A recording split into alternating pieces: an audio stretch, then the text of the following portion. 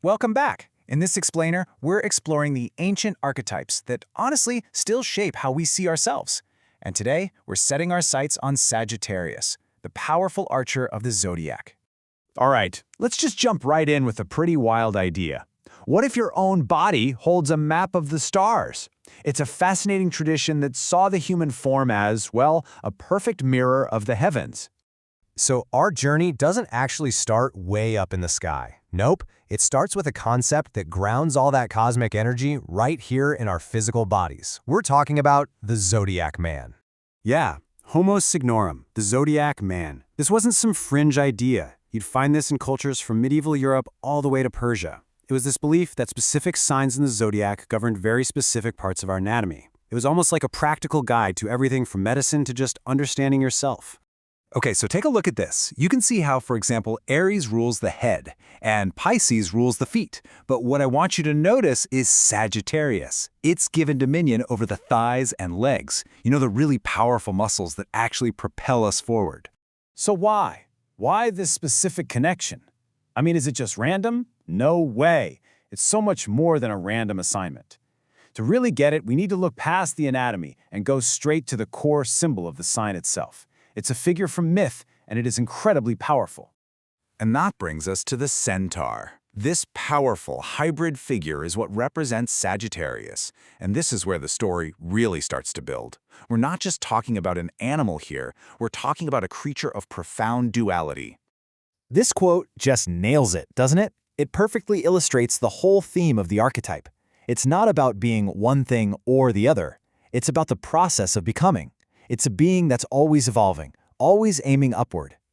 And this duality, this half-beast, half-human nature, it isn't seen as a curse or some kind of conflict. It's actually the very source of its unique power, of its potential. It's this incredible fusion of two worlds into one single forward-moving being.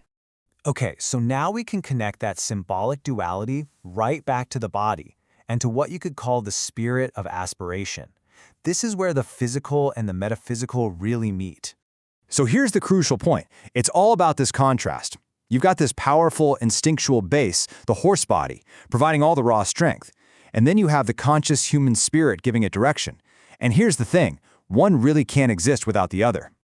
And that is exactly why Sagittarius governs the thighs and legs. They represent that essential, grounded foundation you absolutely need to propel your highest ambitions forward. You need that power to launch the arrow, right? But where is the archer even aiming? Well, the direction of that arrow is guided by a planetary force that's known for its huge expansive vision.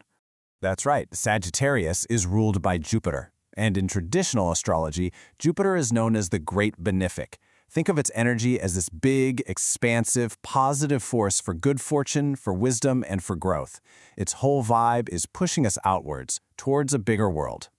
And its influence just perfectly echoes that Sagittarian quest for meaning. It encourages us to broaden our horizons, to seek higher knowledge, maybe travel to new places, and ultimately, to understand our purpose in the grand scheme of things. So, this is all fascinating ancient symbolism. But how does any of this apply to a modern life path?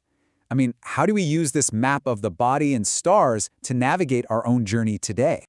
Well, this is where it gets really practical. Jupiter's expansive energy is directly connected to our own sense of destiny. Its influence suggests that our career should be a journey of expansion, not just a static job. It's about aligning what we do with a bigger, unfolding vision for our life. So really, the archetype itself gives us a kind of timeless strategy for personal growth. It's a call to integrate our primal power with our highest ideals, to ground ourselves so we can actually effectively reach for the stars. So when you piece it all together, the story of Sagittarius is this really powerful metaphor for the human spirit's unending drive to learn, to grow, and to always aim higher. And really, that's the question the archer leaves us with. It's a question of purpose, a question of direction, and it's a question that challenges us all to look beyond what's right in front of us and toward our own distant horizon.